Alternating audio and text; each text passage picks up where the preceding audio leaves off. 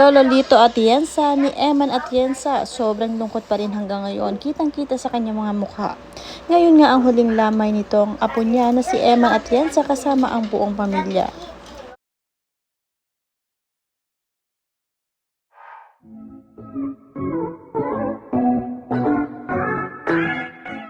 Mga huling sandali na kapiling ni Eman Atienza ang kanyang pamilya, ang kanyang mga kaibigan at iba pang mga kasamahan ni Kuya Kim sa industry. Ito ang kanyang huling gabi ng kanyang lamay. Nagbigay din ng eulogy si Kuya Kim at ang kanyang asawa na si Felicia Atienza para sa anak na si Eman Atienza. At dito na nga hindi mapigilang maiyak at maging emosyonal ang buong pamilya. Panoorin at kung hindi pa nakasubscribe, don't forget to click subscribe and hit the notification bell to keep you updated.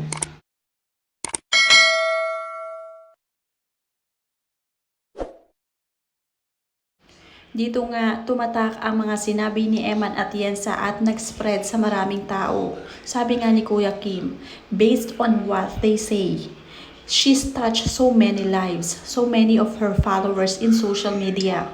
The message is very clear. Be very kind every day. Just a little kindness every single day. Yan ang mga katagang iniwanan ni Eman Atienza sa marami. Sabi pa nga ni Kuya Kim sa huling lamay ng kanyang anak na si Eman, it's the night of Thanksgiving for the 19 beautiful years that he gave Eman to us. Eman was such a beautiful, kind person. She was so generous. She will ask money from Mama. She will ask money from Papa. She will ask money from Lolo to give away. Eman told me, Papa, I gave 30,000 pesos to the driver. I gave 20,000 pesos to Alicia. I gave 10,000 pesos to our gardener. And they were crying, tears of joy. That's my Eman. She's so generous. Sabi yan ni Kuya Kim Atienza, pagkukwento para sa kanyang anak.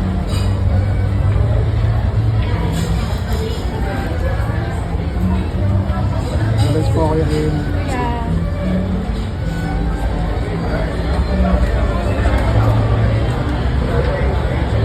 Bilang isang ina, hindi mapapantayan ang sakit na nararamdaman niya dahil nagkulang na siya ng isa pang anak.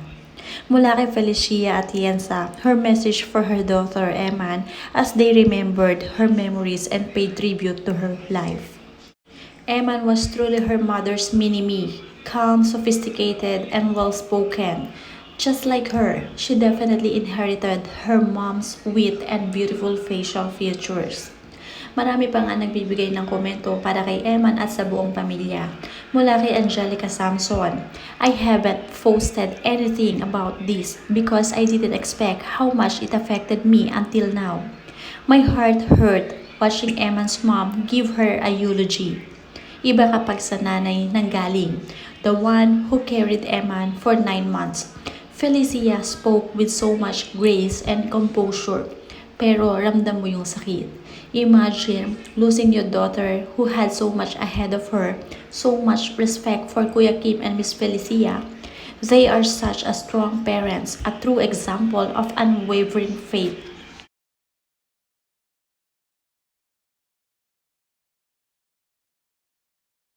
Hindi rin maitatago ang sakit na nararamdaman ng lolo ni Eman na si Lito Atienza. Gabi-gabi ay nasa lamay ito at nagpupunta. Ayaw na nga raw niyang isipin si Eman dahil talagang nasasaktan at nalulungkot siya sa pagkawala ng apo. Napaka-sweet nito tuwing sila ay magkasama at nagbabalik-bayan si Eman. Ngayon ay wala nang dadalaw na Eman sa kanya. The greatest and deepest pain for the mothers. Thanks for the love and for your being authentic you brought in this world. Rest in peace, Eman. Be kind to one another. Hindi naman maitatago ang pagmamahal ng mga kasamahan ni Kuya Kim Atienza sa industriya, maging ang kanilang pamilya. Dahil talagang dumagsa ang mga ito sa lamay ng kanyang anak na si Eman. Sa kanya, Kuya Kim, are you okay? Sinasabi niya sa akin, paulit-ulit siya na, Faith, ang sakit. Ang sakit-sakit. Ayokong mangialam kasi ayokong magtanong kung ano yung rason. Pero sabi ko sa kanya, paulit-ulit ako na rason, hindi mo kailangan sabihin sa akin yan. Pero isa ako sa una niyang sinabihan.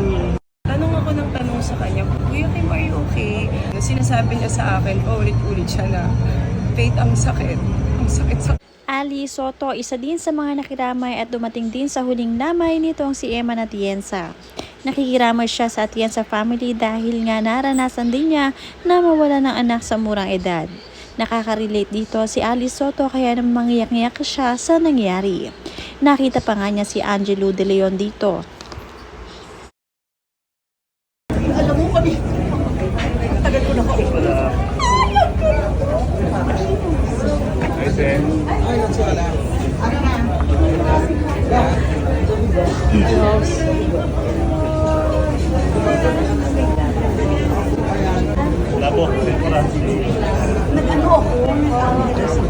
Small Laude, dumalaw at nakiramay din sa huling gabi ng wake nitong si Eman Atienza, ang anak ni Kuya Kim Atienza. Malapit din ang Laude family sa Atienza family kaya naman hindi pwedeng hindi sila dadalaw.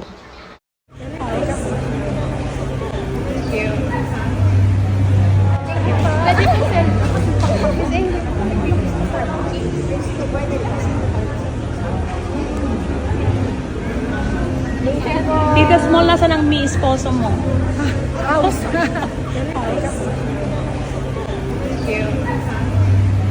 Sumama din ang kapatid ni Small Laude na napakayaman na bilyonaryo na si Alice Eduardo sa lamay at nakiramay nga sa Atienza family.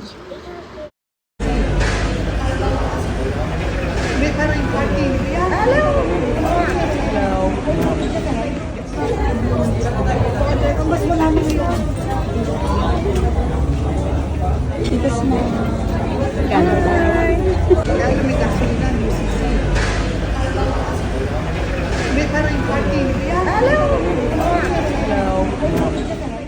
Ines Venerasyon kasama rin ang kanyang isang anak na babae, dumalaw rin at nakiramay kay Kuya Kim Atienza sa buong pamilya.